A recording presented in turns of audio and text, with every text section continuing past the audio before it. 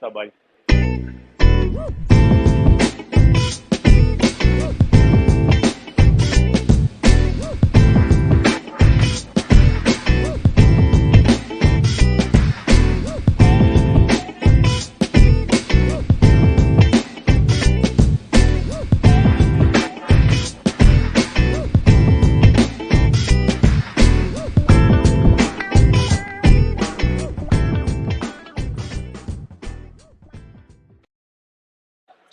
Hey, what's up, everybody? Trey Griggs here with Beta Consulting Group, and we are live right here on the floor of Freightwaves, the future of supply chain, as you guys can see. And so, very excited to be here at this event. First time that we've had a Freightwaves event in almost 3 years. The last time was October of 2019, so it's been a long time. But if you do me a favor, real quick, make sure you go check out betaconsultinggroup.com and see how we can help you out with your sales and marketing strategies and what we can do for you to help you out in those regards. And a big shout out to our friends over at TAS.com. They are you guys at Freight Factory, helping companies with their cash flow and different resources like that, which is awesome. Hey, we've had a great week of shows so far, or we got a great week of shows coming up. It's Monday. I forget what day of the week it is, but it is Monday. And so today I'm going to bring on in just a minute my friend Samantha Jones from ArcBest. We're going to talk to her here in just a little bit. And then we got some other really great guests this week as well that we're going to be able to go through tomorrow. We got Ryan Beckham of Kingsgate Logistics. That's going to be awesome. Can't wait to talk to her. We're also going to have on Wednesday, you guys know him as the Freight Sensei, and he is going to be talking to us about what he does with Armstrong on the sales floor, which is really great. And then on Thursday, my boy Hayden Allred, who's already here in the show. Good to see you, Hayden. Thanks for being on the show. And then on Friday, my good friend Robin Hyra is going to be on the show. We're going to talk about her career as well, which is going to be awesome. So it's going to be a great week of shows. Make sure you come back every day at 10:30 a.m. Central. We're Standing Out, a daily podcast about sales, marketing, and leadership. We've already had a great show already here at Freightwaves. We had the keynote this morning with Craig Fuller. We had the governor from Arkansas, Asa Hutchinson, who was here speaking as well. And so it's just been tremendous. And Hayden, hope you got that popcorn ready, man. It's going to be a great show. We're going to have a lot of fun. All right, with that being said, let's go ahead and bring in our guest for today. Hopefully we have the audio figured out. We may have to make some adjustments. Folks, we're live. This is what happens. You go live, you never know what's going to happen. We're going to get it all figured out. So everybody, welcome to the show, my good friend, Samantha Jones. Samantha, what's up? How are you? I'm good. How are you? Good to talk to you. Good to see you. Yeah, good to see you too. So you are, you're not from here. You're from Kansas City. Yes. Around that area. Yes. But your company's headquartered down here. We're down here in Northwest Arkansas. How many trade shows do you go to a year? Well, I changed roles in October, and so now I get to attend more trade shows. So far it's been a pretty steady cadence, at least one every couple of months, and I hope that gets to continue. It's good to be back in person. You know, we missed that. We missed the opportunity to be back and, you know, rub shoulders and shake hands, all that kind of stuff. Yeah. Which is awesome. And so it's good to be back for this one. What are you most excited about this show and just being here at Freightwaves? This show specifically, I think, is just a stellar lineup of speakers and people that are in attendance. And so, like you said, rubbing shoulders with people in the industry, very excited about that. There's 1,600 people here, so I don't think I'll be able to rub shoulders with everyone, but just getting to learn more about other people and companies that are in the space and what they're doing is really awesome. And then just trade shows in general, I think it's about the people that are there. And I'm in sales, but it's not even just about the shippers. It's about the other people in the industry and what you can learn from them just about in a 10-minute conversation even, and networking and growing your networks. Yeah, no, it's awesome. And so for some people who may not know who you are, now if you follow Samantha Jones, you'll know she has some great videos and some great content out there. If you're not following Samantha Jones, what are you doing? Make sure you follow her on LinkedIn. Take care of that right now or right after the show. Don't leave yet, but right after the show, make sure you follow Samantha Jones for sure. Tell everybody real quickly just a little bit about you, what you do, your career, and then we'll jump in. Yeah, okay. So my name is Samantha, and I just got thrown right into logistics right out of college. I didn't intend to get into this industry, and I don't know. Nobody intends to get into this industry. I don't think anybody does. Right. We stumble into it, but I stumbled into an awesome industry, and I really enjoy it. So started out in a management training program, and then transitioned into outside sales, and then recently transitioned into a director of enterprise sales role.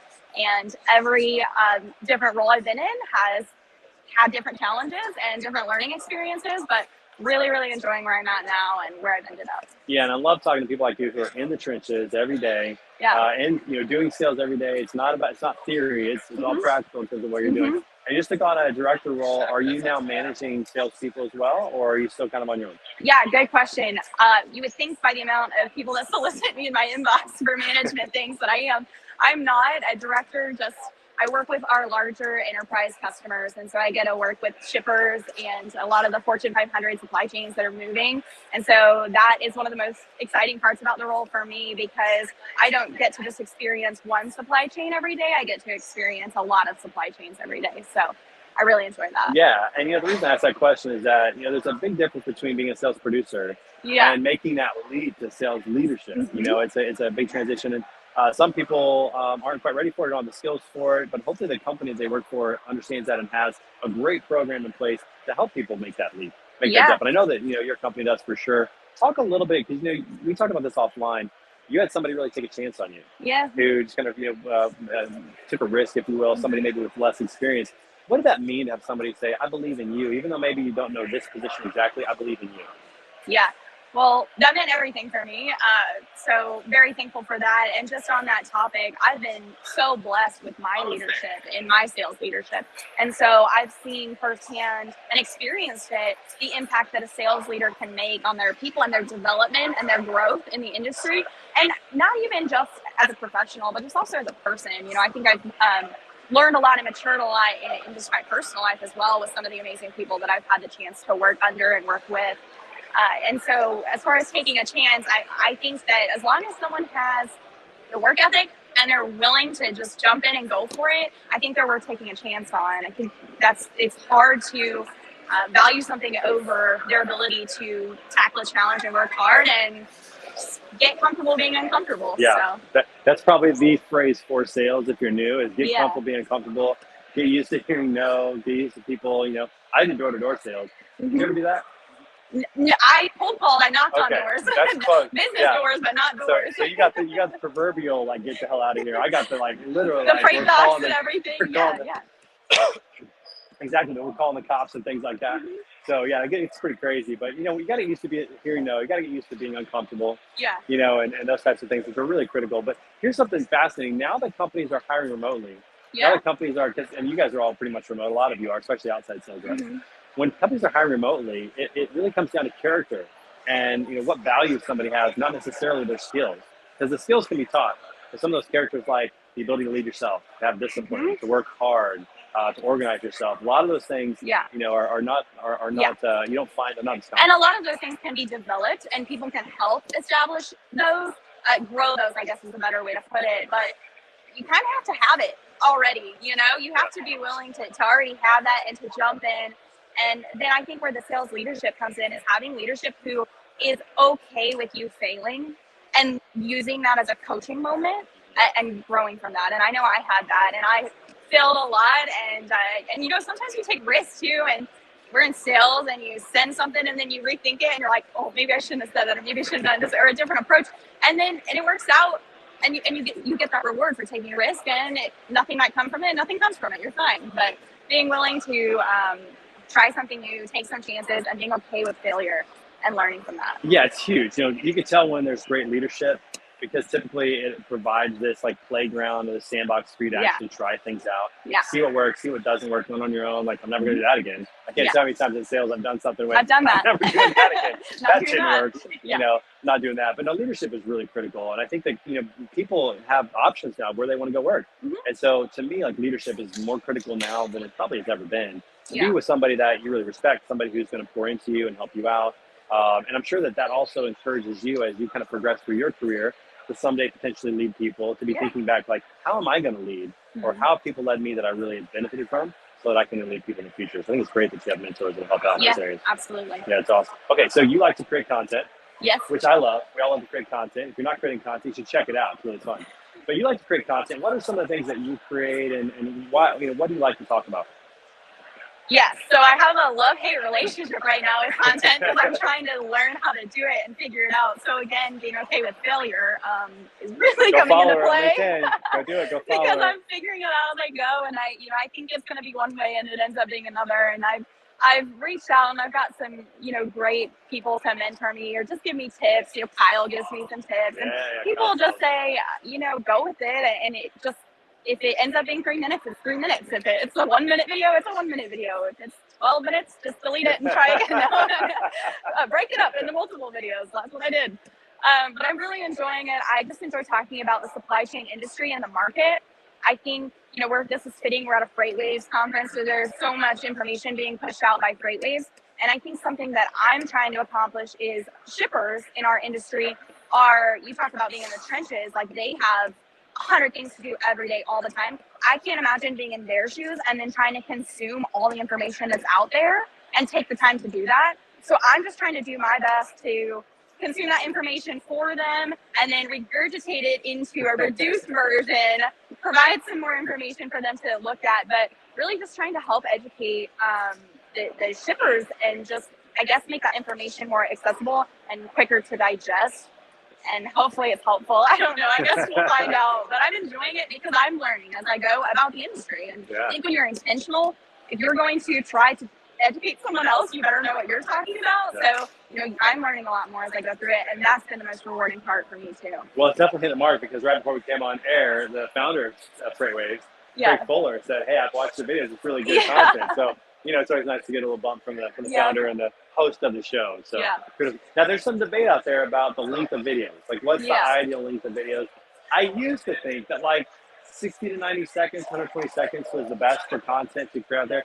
But I've been challenged by some friends of mine that say, hey, if the content is good, it can be as long as you want it to be. Right. Because if the content truly is really good, like I had my good friend Matt Leffler. You know Matt Leffler? Armchair attorney? Yes. Yeah. Follow that guy. Follow Matt Leffler if you're not following him. Follow him on LinkedIn. But, I do follow him. He puts out videos 6 to 8 minutes long. Yeah. And I'm just locked in because it's so good, right? Yes. The content is so good. So if you get that 12-minute video and it's good, just rock with it. Yes. I think we all hear, 90 seconds or less, 60 seconds or less. But if you're trying to accomplish any type of education on a topic that is as complex as supply chains, that's really hard to do in 60 seconds or less. I feel like I basically just read you the headline, introduced myself, read you the headline, and then told you to go read it yourself. And I'm not sure what that really accomplished there. So, yeah. Well, it's good to say. I think great. What you do is really well. You say, "Hey, here's all the sources. Go read these for yourself and form an opinion." Which I think is the way that really opinions should be formed, as opposed to these echo chambers that people have. Or you say one thing and it becomes gospel, and everybody thinks you have to do that. Yeah. It's nice just to say, "Here's what this one says. This is what it says. Go read them." And then figure out what you think is best. Yeah, by no means am I the supply chain industry expert. I'm just not yet. Pulling from the experts you're working and putting it out there. That's right. You're working towards it, which is good. Hey, we're live here at Freightwaves Live. We had a battery issue. Hopefully we'll make it through here. You just never know when you go live what's going to happen. We got some more sessions going to be starting here soon. A lot of energy here. So 1,600 people are supposed to be here. Yeah. We're at the Rogers Convention Center. Mm-hmm. It's a smaller venue than others. Remember, if you guys can see in the background here, we've got companies, vendors that are set up here. This is kind of the exhibit hall, more of a hallway. You can't help but bump into people, so maybe that's work in their favor. Rubbing shoulders in the literal sense this time. Literally, kind of getting through the traffic. When you're at a trade show as a vendor, talk about. Do you have any tips on how to get people's attention? Because when most people go to trade shows, they kind of want to not look vendors in the eyes. Don't want to look at vendors in the eyes sometimes. What do you do to kind of get people's attention? You got any tips and tricks? Not anything that I think is different than what others might do or outstanding, but I think just be approachable. And I think all you have to do to be approachable is keep a smile on your face and be willing to talk to someone. Maybe throw out a witty comment like, hey, that's a really cool shirt you got here, Trey. I like that logo. Is that your head? Whatever it is. But throw something out there and start a conversation. And just remember that, and especially like you said, as vendors, ultimately, when I go to a trade show, I'm here to just connect with people and network with people. And I'm not going to pitch somebody something. I'm not going to sell somebody something. And so I just want to be here to learn from others. And so you also have to be willing to listen to learn from other people. So make sure you're asking questions that are getting them to respond to you. But I think just be approachable and fun to talk to. So hopefully. It's funny. This year marks the 10th year for me to be on the trade show circuit. I started in 2013 when I was at DAT, and I started trade shows. And I remember that we used to stand out in the hallways because most trade show exhibit halls, there's aisles, right? We'd stand out in the aisle, hopefully we had like some kind of swag that we could hand out. A lot of times it's about noticing something that somebody has, right? So being observant, noticing maybe a cool backpack or a cool shirt or logo or something that is kind of catchy, and just being approachable, like you said, just talk to them. But that's the trick. We just stand in the aisles. I don't know if anybody liked that, but it kind of worked because people had to kind of walk around us. So we might chat with them a little bit. Dropping knowledge, guys. You never know. That. You know, sometimes people are like, "What are you doing?" I'm like, "Well, I'm trying to get your attention." You know, I think the more direct you can be, sometimes it tends to work better in that regard, which is good. You know, this is great. So first show I've ever been to in Rogers, Arkansas. If you haven't been to Northwest Arkansas, it's beautiful, absolutely tremendous. Beaver Lake, very close by. It's really cool. Great spot here. Pretty good climate. Not too warm here, but everything all in all, definitely been a good show. So you said there's some great speakers here. Are there any specific speakers that you're excited to listen to?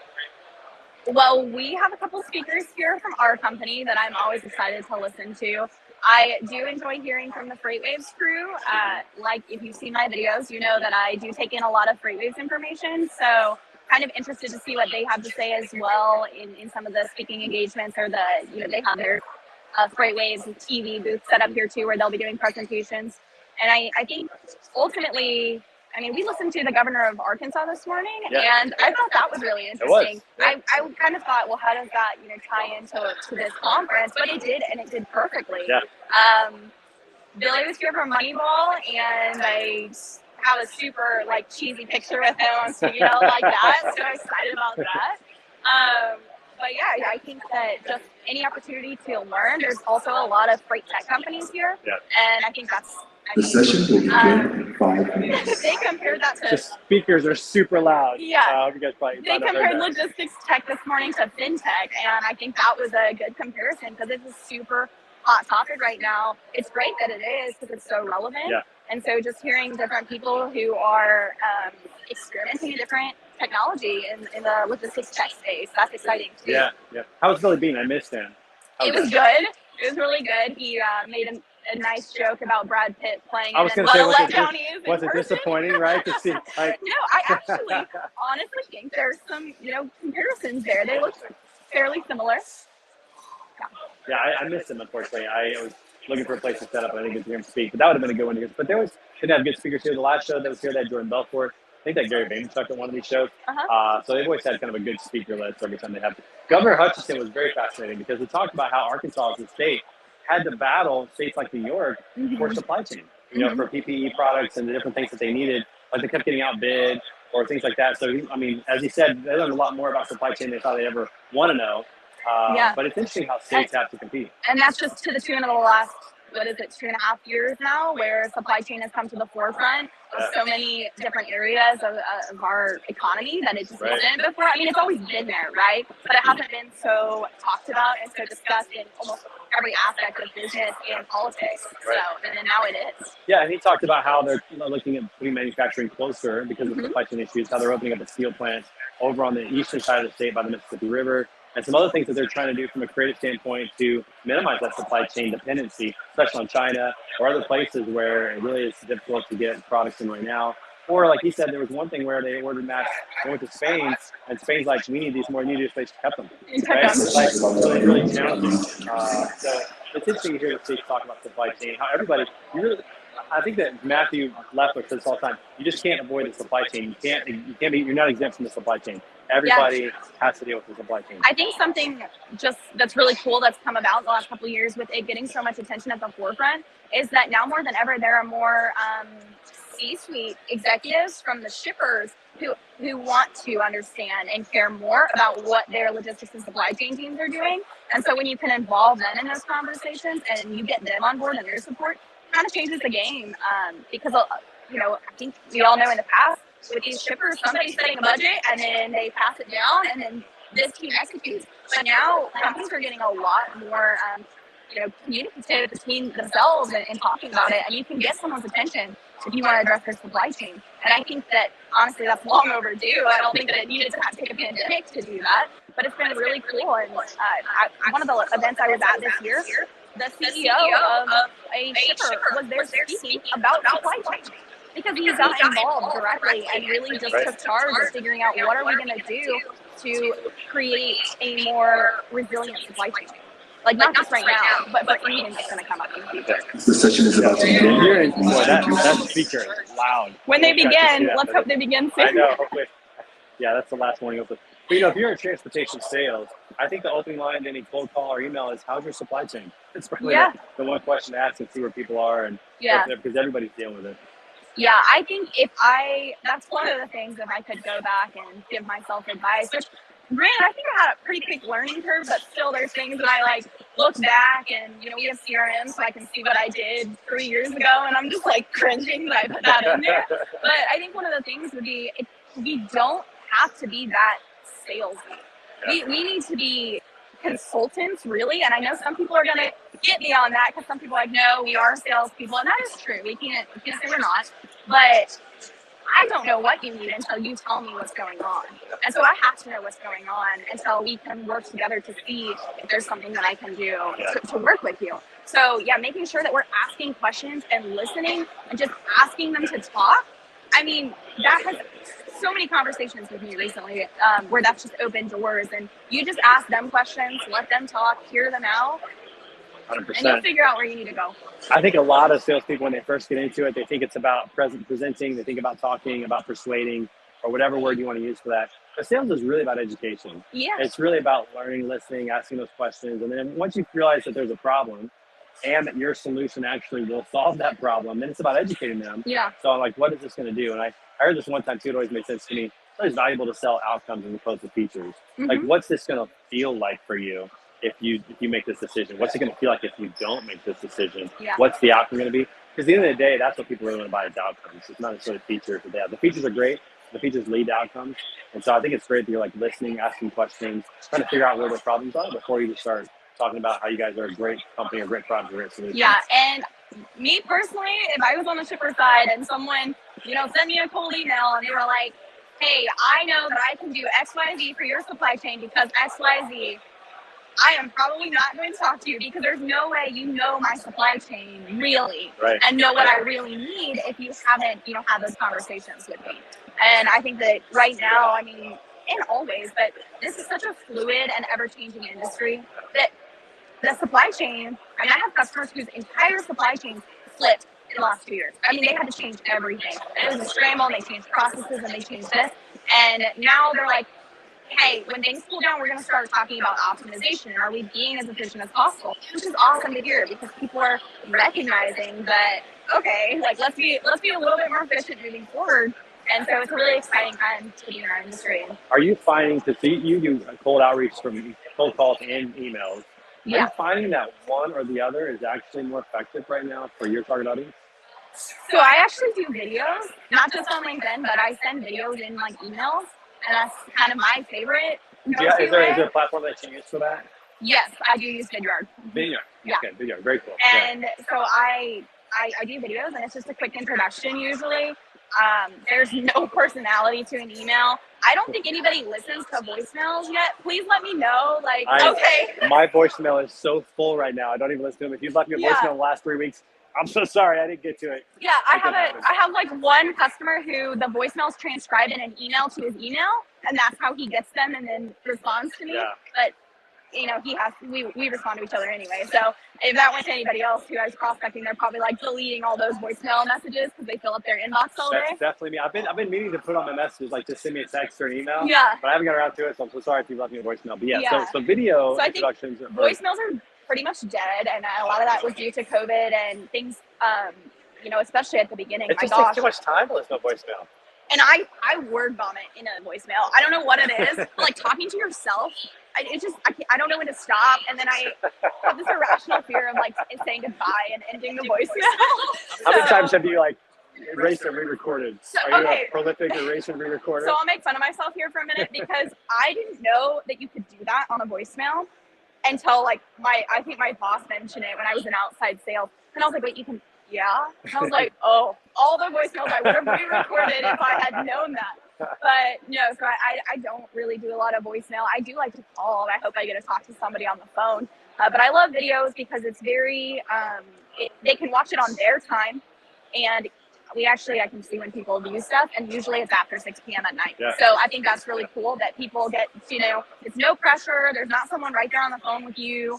It's not in, that email that you're trying to read through in the middle of a workday. Right. And I think there's actually a statistic out there that people will remember 90% of what they see in a video, as opposed to 10% in a written email. Oh. So I think that's better because you get one chance maybe to say something. I'd like to do it in a video. But. Well, and everybody watches videos now. They're kind of used to that. That's why people love TikTok. They love Instagram, just because it's just easier to consume, right? Yeah. So I love that. So using Vidyard, the intro videos. I'm an equal opportunity voicemail deterrent. So I not only don't listen to voicemail, I won't even leave a voicemail. Yeah. If I get somebody's voicemail, I'm like, I'll do it later.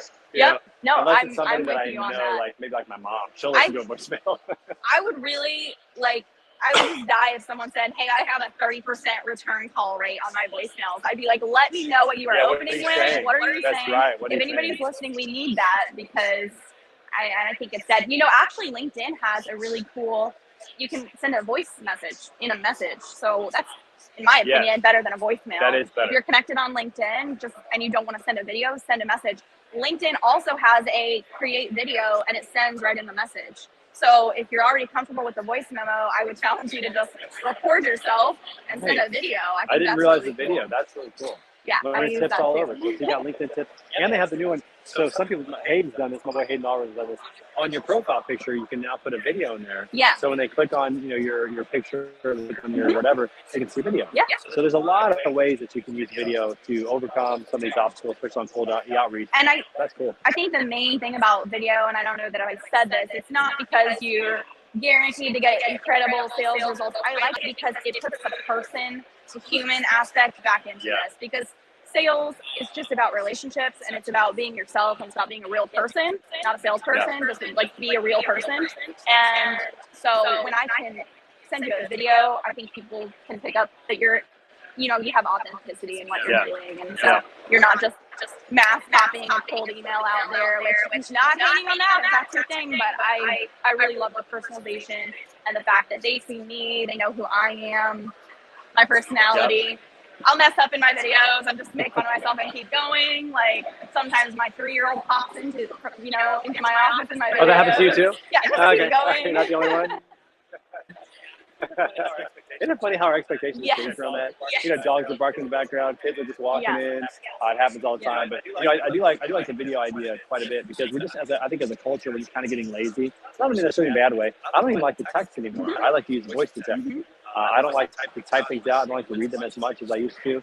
I think the culture at large is kind of fitting into that or falling into that, where video is just so convenient, so easy to use, or audio is so easy to use. So that's cool. If you've gotten a video out there from Samantha, a cold outreach, I'd love to hear what you thought about it. Every once in a while I'll get feedback and they'll actually critique my video or the fact that I did it. And overwhelmingly that it is very positive. Like, wow, that's different. Wow, that's cool. Standing out. Yeah, I think name of the show. That's what we're trying to do. Less than 10% of people use video. And in logistics space, I think it's significantly lower. Yeah. That's just in general. So I'm talking that's the overall percent right now is 10. And then you go to logistics, and I bet it's drastically smaller, which is unfortunate. So we got to step it up, get more people to do it. So if you're in sales and logistics and transportation, make sure you start using the video features on LinkedIn with Vidyard, and there's probably a bunch of other platforms as well that can do that as well. I know I've got a lot of fun in my game, so I appreciate you sharing a lot of this because I love video. I love making videos. As most of you probably already know. And so I need to step that up in my game as well, which would be really good. Yeah. So crazy. We're at 30 minutes. I told you this would fly by. Yes, it did. It's really, really fast. It always does. I hope you'll come back and see us again sometime soon. Yeah, looking forward to it. It's awesome here at the show. We're going to have a great time here. We got another 7 or 8 hours of content to consume and people to talk to. Make sure you come back tomorrow for my guest, Ryan Beckham of Kingsgate Logistics. You know Ryan? I don't. I want to introduce you to Ryan. She's great. It's a she, not a he. She's great. She's the communications director at Kingsgate. She's going to be awesome. We may be right in the same spot. We might be somewhere else. But thank you so much for joining us today, for standing out. Daily podcast about sales, marketing, leadership. Great to have you. Thanks to Samantha for offering some great information. And we'll see you every morning at 10:30 a.m. Central for Standing Out, powered by Beta Consulting Group. We'll see you guys soon.